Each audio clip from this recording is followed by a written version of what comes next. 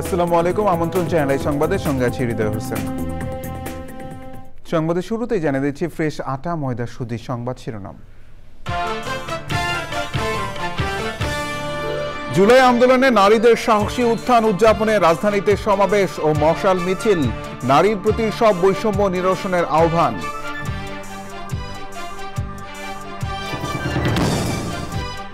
দ্বিকক্ষ বিশিষ্ট সংসদের পক্ষে একমত অধিকাংশ দল, সংবিধানের মৌলিক সংস্কার প্রশ্নে বিএনপির বিরুদ্ধে এনসিপির অভিযোগ।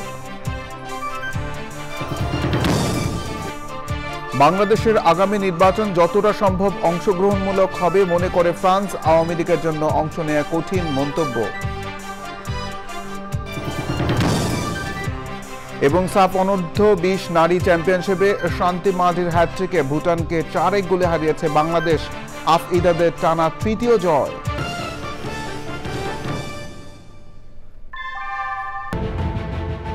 Primacy inbuilt.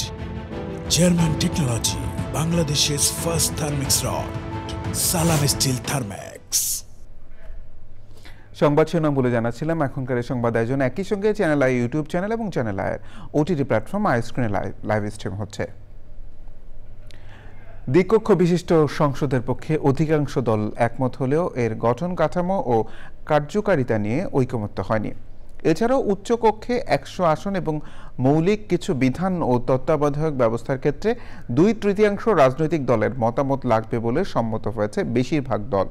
সংবিধানের মৌলিক সংস্কারের প্রশ্নে বিএনপি সহ সমমনা দলগুলো বাধা তৈরি করছে বলে অভিযোগ জানিয়েছে এনসিপি। জান্নাতুল বাকে কেকার রিপোর্ট। রাজনৈতিক দলগুলোর সাথে জাতীয় ঐক্যমত্য কমিশনের দ্বিতীয় দফার 14তম দিনের আলোচনা। দ্বিকক্ষ বিশিষ্ট সংসদ ও সংবিধান সংশোধন বিষয়ে আজ মূল আলোচনা হয়।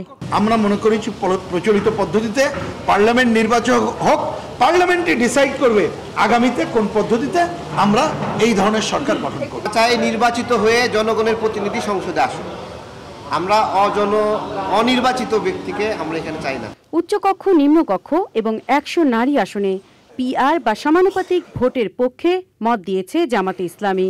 তবে বিএনপি পিআর পদ্ধতি চায় না। যে কেউ চান পিআর পদ্ধতিতে, মানে প্রাপ্ত ভোটের অনুপাতে। তো এখানে আবার পাওয়ার ফাংশনের বিষয় আছে, যে সাধারণ বিল কিভাবে পাস হবে, কনস্টিটিউশন অ্যামেন্ডমেন্ট হলে আপার হাউসে কিভাবে পাস হবে ইত্যাদি। তো ব্যাপক আলোচনার ভিত্তিতে কোথাও ঐক্যে আসা যায়নি, ঐক্যমত্যে আসা যায়নি। তত্ত্বাবধায়ক সরকার ব্যবস্থায়ও যদি কোনো পরিবর্তন কোনো সময় কেউ আনতে চায়, সেটাও গণভোটের মধ্যে অন্তর্ভুক্ত করা হয়, যেন সেই প্রস্তাব করেছিলাম সেটা অ্যাকসেপ্টেড হয়েছে। জামাতে ইসলামী বলছে দ্বিকক্ষ বিশিষ্ট সংসদের পক্ষে তারা মৌলিক সংস্কারের প্রশ্নে ছাড় দেবে না এনসিপি। যে more than 2/3 in favour of PR system, এবং আমরা আশা করছি এটা রোববার আমরা একটা ফাইনাল ডিসিশন পাবো ফ্রম দি কমিশন। কোনো একটি দল 3টি দল না চালে আটকে যাওয়াটা ইনজাস্টিস হবে। অধিকাংশ দল মৌলিক সংস্কারের মোটা দাগের যে বিষয়গুলো আছে সেই প্রশ্নটা উত্থাপিত হলেই বিএনপির তরফ থেকে এবং তাদের সঙ্গে আরো গুটি কতক দল তারা সেখানে বাধা তৈরি করছেন এবং তারা সেখানে ঐক্যমত্যের প্রক্রিয়াকে তারা বাধাগ্রস্ত করছেন এবং সেই এজেন্ডাগুলো যাতে ঐক্যমত্যের আলোচনার মধ্যেই না থাকে তেমন ধরনের একটা পরিবেশ এখানে তৈরি করার চেষ্টা করছেন। কমিশনের সাফল্য ব্যর্থতা নিয়ে কথা বলেন ঐক্যমত্য কমিশনের সহসভাপতি। ঐক্যমত্য কমিশনের ব্যর্থ হওয়ার কোনো সুযোগ নেই। আমাদেরকে কোনো না কোনোভাবে এই যে কাঠামো পরিবর্তনের যে দায়িত্ব দেওয়া হয়েছে সেটা আমাদের পালন করতে হবে, কিন্তু এটা কমিশনের একমাত্র দায়িত্ব নয়। জামাতে ইসলামী বলছে 1-2টি দলের কারণে ঐক্যমত্য আটকে গেলে তা হবে বৈষম্য। আলোচনার সারসংক্ষেপ ঐক্যমত্য কমিশনকে রোববারের মধ্যে জানানোর তাগিদ দিয়েছে জামাতে ইসলামী। জান্নাতুল বাকিয়া কেকা, চ্যানেল আই, ঢাকা। 24শে জুলাই আন্দোলনে নারীদের সাহসী উত্থান উদযাপনের সমাবেশ ও মশাল মিছিলের আয়োজন করে নারী সংহতি। নারীর প্রতি সকল প্রকার বৈষম্য নিরসনের আহ্বান জানানো হয় সমাবেশ থেকে। মিথিনা নাসরিনের রিপোর্ট। লাল জুলাইয়ের আন্দোলনকে বেগবান করতে নারীদের সাহসী পদক্ষেপ স্মরণে রাজধানীর শাহবাগে সমাবেশ আয়োজন। সমাজের বিভিন্ন শ্রেণী পেশার নারীদের সমান অংশগ্রহণ যেমন আন্দোলনকে এগিয়ে নিয়েছে, তেমনি ছাত্র জনতার অভ্যুত্থান পরবর্তী নারীদের সম্মান, সম অধিকারের প্রত্যাশাও সবার। আমাদের কোনো লড়াই যেমন আমরা ছাড়িনি, আমাদের মেয়েদের আলাদা লড়াইটা যেটা, সেটার জন্য আমাদেরকে শুধু আজকে নয়, সব সময় উদযাপনে এবং বিদ্রোহে থাকতে হবে। জুলাই কিংবা ৭১ কিংবা এই লড়াই, এটা সব সময় চলবে। নারীদের যে উত্থান, তার যে সাহস, তার যে সংগ্রাম, তার যে নেতৃত্ব, সেটি এই ১৪ জুলাই কিংবা এই গণ অভ্যুত্থানের যে পরিক্রমা, সেটির মধ্য দিয়ে বাস্তব আকারে আমাদের সামনে আসে। জুলাই যোদ্ধাদের মর্যাদা অক্ষুণ্ণ রাখা এবং আহতদের সুচিকিৎসারও তাগিদ দেওয়া হয় সমাবেশ থেকে। তাদের কারো কারো ক্ষত জীবনের শেষ দিন পর্যন্ত সেই ক্ষত বয়ে বেড়াতে হবে। শহীদের তালিকা কিংবা আহতদের তালিকা, সেখানে নারী আহতদের তালিকাগুলো আসলে স্পষ্ট করে দেখা যায় না। মায়েরা সকলে, নারী সমাজ সবাই বেরিয়ে এসেছিল, কিন্তু এখন আমরা একটা জিনিস খুব পরিষ্কার বলতে চাই, আমরা শুধু সামনে বেরিয়ে এসে ভাইদের রক্ষা করব তা নয়, আমাদের দাবিও দিতে হবে। বারবার হচ্ছে এই ঘটনাগুলো ঘটছে, এই ঘটনাগুলো সুষ্ঠুভাবে তদন্ত করা দরকার। এবং শাহবাগে সমাবেশ শেষে মশাল মিছিল ঢাকা বিশ্ববিদ্যালয় এলাকা প্রদক্ষিণ করে, যাতে নারীদের পাশাপাশি অংশ নেন বিভিন্ন শ্রেণী পেশা ও লিঙ্গের মানুষ। Mithila Naznin, Channel I, Dhaka. বাংলাদেশের আগামী নির্বাচন যতটা সম্ভব অংশগ্রহণমূলক হবে বলে মনে করেন ফ্রান্সের রাষ্ট্রদূত মারি মাজদুফে। তবে কতটা অন্তর্ভুক্তিমূলক হবে তা নির্বাচনের প্রস্তুতির ধরন ও বাস্তবায়নের উপর নির্ভর করবে বলে মনে করেন তিনি। সাংবাদিকদের তিনি বলেন, দলীয় কার্যক্রম নিষিদ্ধ থাকা, জুলাই হত্যাকাণ্ডের জন্য ক্ষমা না চাওয়া এবং বিচার প্রক্রিয়া চলমান থাকায় আওয়ামী লীগের জন্য আসন্ন নির্বাচনে অংশ নেওয়া কঠিন হবে। ভোট আয়োজনে ফ্রান্সের সহযোগিতারও আশ্বাস দেন রাষ্ট্রদূত। পান্থের রহমানের রিপোর্ট।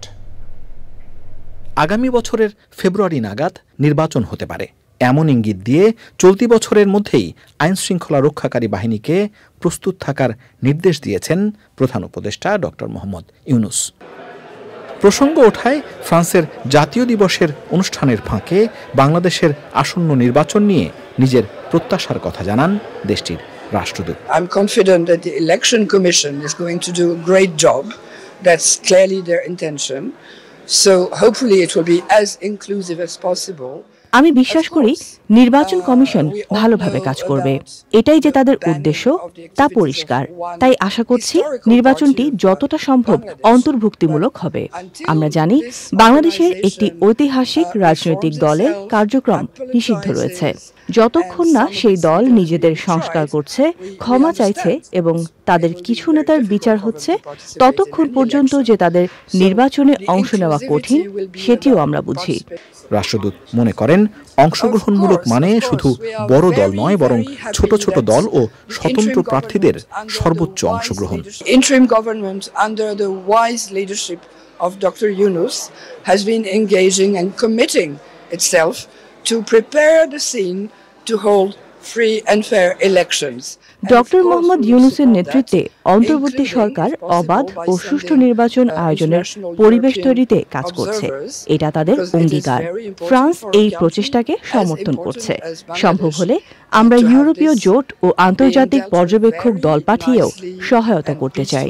এই সরকার অবাধ ও সুষ্ঠু নির্বাচন আয়োজনে কাজ করছে উল্লেখ করে সহযোগিতার আশ্বাসও দেন তিনি।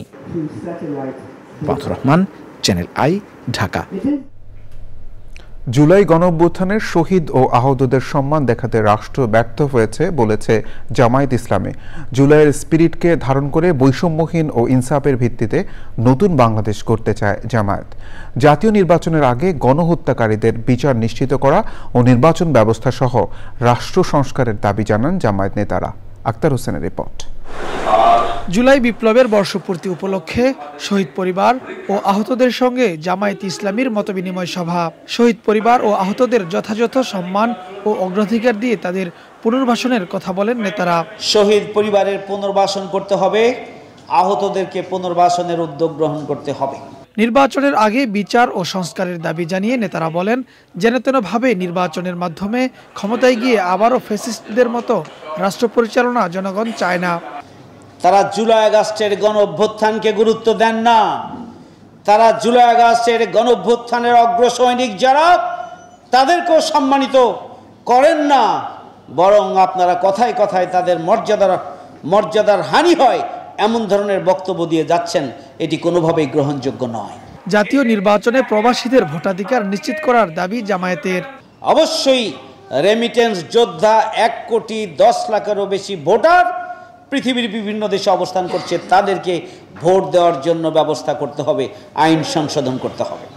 পিআর পদ্ধতির মাধ্যমে নির্বাচন হলে গণতন্ত্রের প্রকৃত স্বাদ মানুষ পাওয়ার সুযোগ হবে, কালো টাকা এবং সন্ত্রাস বন্ধ হবে, একটা ভারসাম্যপূর্ণ পার্লামেন্ট প্রতিষ্ঠিত হবে। আগামী 19 জুলাই সোহরাওয়ার্দী উদ্যানে জাতীয় সমাবেশের নিরাপত্তা ও শৃঙ্খলা বিষয়ে ডিএমপি কমিশনারের সঙ্গে বৈঠক করেছেন জামায়াত নেতারা। Akhtar Hossain, Channel I, Dhaka. জাতীয় নাগরিক পার্টির আহ্বায়ক নাহিদ ইসলাম বলেছেন, ইনসাফ ভিত্তিক গণতান্ত্রিক রাষ্ট্র ব্যবস্থার জন্য জুলাই গণ অভ্যুত্থান হয়েছিল। আগামীর বাংলাদেশ করতে জুলাইয়ের মতো সবাইকে পাশে থাকতে হবে। ভোলায় পথসভায় নাহিদ বলেন, গণ অভ্যুত্থানকে ধারণ করে আগামীর বাংলাদেশ করতে চায় এনসিপি। ছাত্র জনতার আন্দোলনে জন্ম নেওয়া জাতীয় নাগরিক পার্টি জনতার রাজনীতি করতে চায় বলেও জানান নাহিদ।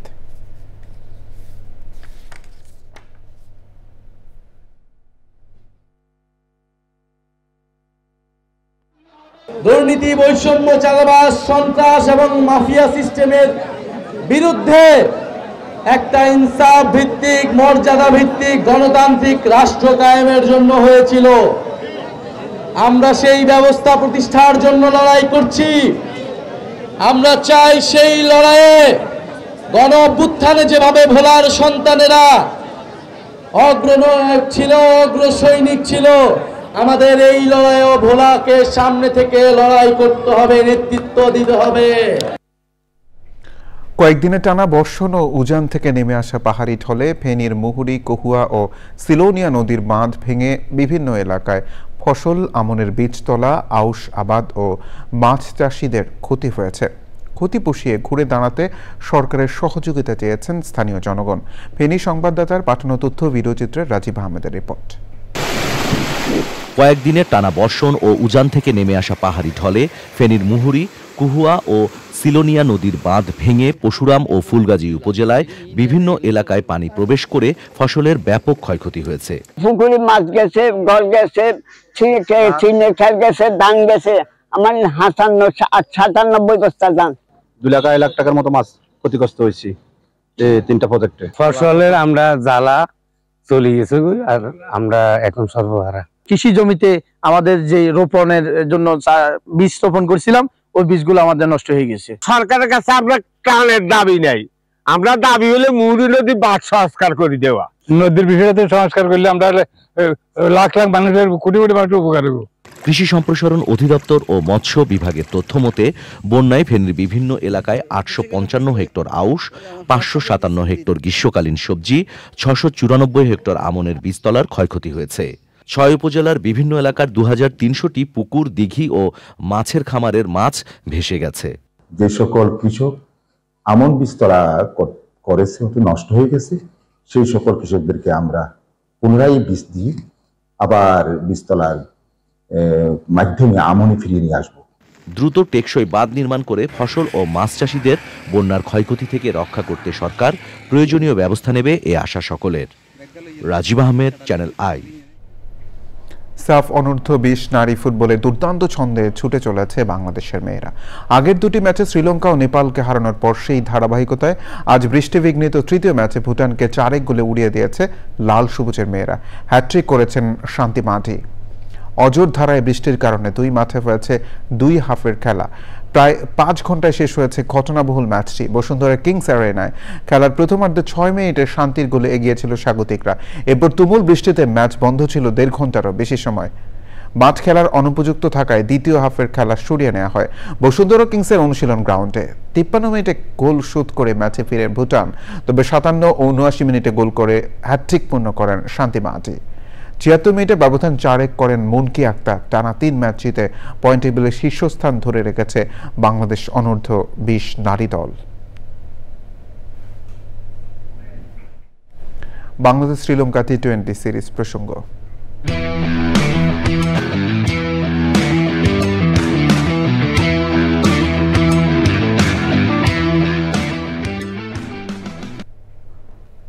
শ্রীলঙ্কার বিপক্ষে সিরিজ নির্ধারণী তৃতীয় ও শেষ টি-20 ম্যাচ আগামীকাল বুধবার কলম্বোর প্রেমাদাসা স্টেডিয়ামে ম্যাচ শুরু হবে বাংলাদেশ সময় সন্ধ্যা 7:30টায়।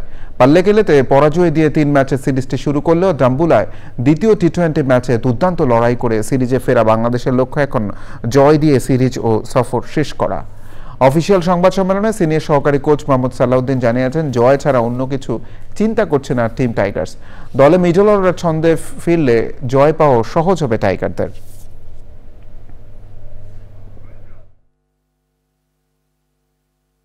আমরা যে প্ল্যানে খেলতেছি সেভাবেই খেলার চেষ্টা করব, বাট হোপফুলি আমাদের মিডল অর্ডার ক্লিক করলে হয়তো আমরা আরো ভালো খেলতে পারবো। বাট আমার মনে হয় যে এই মুহূর্তে আমাদের খুব বেশি চেঞ্জেস আসলে নাইও করার মতো, অপশনও নাই বাইরে। সংবাদের রিপোর্টে বিরতি নিচ্ছি, আর বিরতির পর জানিয়ে ফিরছি। 50 দিনের যুদ্ধবিরতি চুক্তি না করলে রাশিয়ার উপর কঠোর শুল্ক আরোপে ট্রাম্পের হুমকি। ওয়াশিংটন ডিসিতে ন্যাটো প্রধানের সঙ্গে বৈঠক।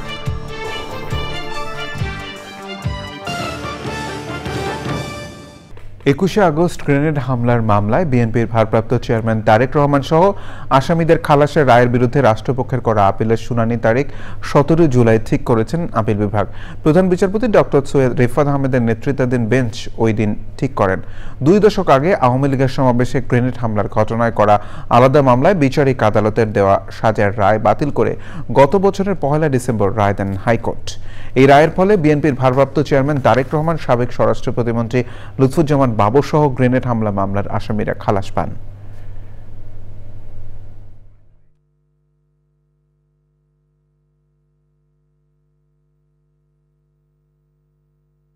আগামীকালকে চেয়েছিলাম, কোর্ট আমাদের পক্ষ থেকে শুনেছে, শুনে এটাকে ডে আফটার টুমরো পরশুদিন এটাকে ড্রপ আইটেম। আমিন জুয়েলার্স আন্তর্জাতিক সংবাদ।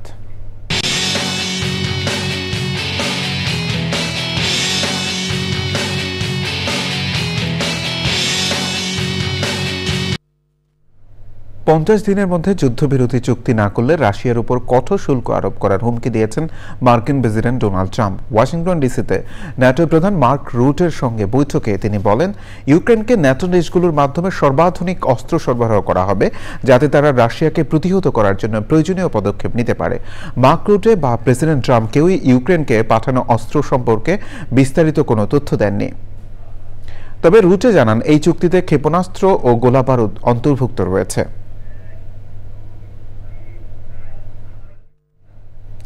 এক্সিম ব্যাংক বাণিজ্য সংবাদ।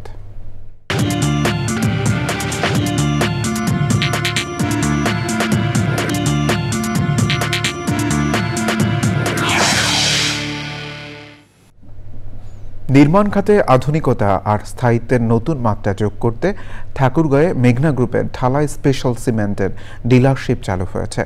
ইউনিক সিমেন্ট ইন্ডাস্ট্রিজ লিমিটেডের বাজারজাতকৃত বিশেষ এই সিমেন্টের জেলা ডিলারশিপ পেয়েছে ঠাকুরগাঁও এর মেসার্স SR ট্রেডার্স। উদ্বোধন অনুষ্ঠানে ছিলেন মেঘনা গ্রুপ অব ইন্ডাস্ট্রিজের senior general manager brand Kazi Mohammad Mohiuddin, deputy general manager Ashik Ahmed, AGM Bidyut Kumar বণিক এবং অন্য কর্মকর্তারা।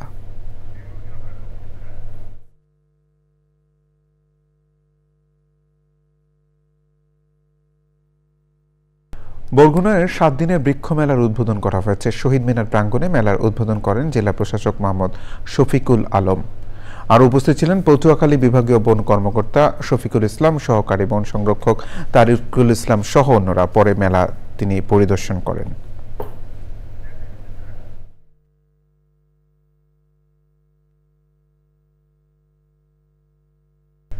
সংবাদ শেষ করব সবশেষে ফ্রেশ আটা, ময়দা, সুজি সংবাদ শিরোনামগুলো জানিয়ে দিচ্ছে আরো একবার। জুলাই আন্দোলনে নারীদের সাহসী উত্থান উদযাপনে রাজধানীতে সমাবেশ ও মশাল মিছিল, নারীর প্রতি সব বৈষম্য নিরসনের আহ্বান।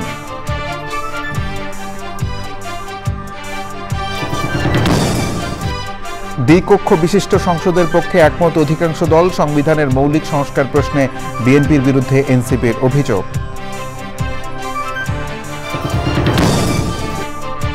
বাংলাদেশের আগামী নির্বাচন যতটা সম্ভব অংশগ্রহণমূলক হবে মনে করে ফ্রান্স, আওয়ামী লীগের জন্য অংশ নেওয়া কঠিন মন্তব্য। এবং সাফ অনূর্ধ্ব-20 নারী চ্যাম্পিয়নশিপে শান্তি মাঝির হ্যাটট্রিকে ভুটানকে 4-1 গোলে হারিয়েছে বাংলাদেশ। আফিদাদের টানা তৃতীয় জয়।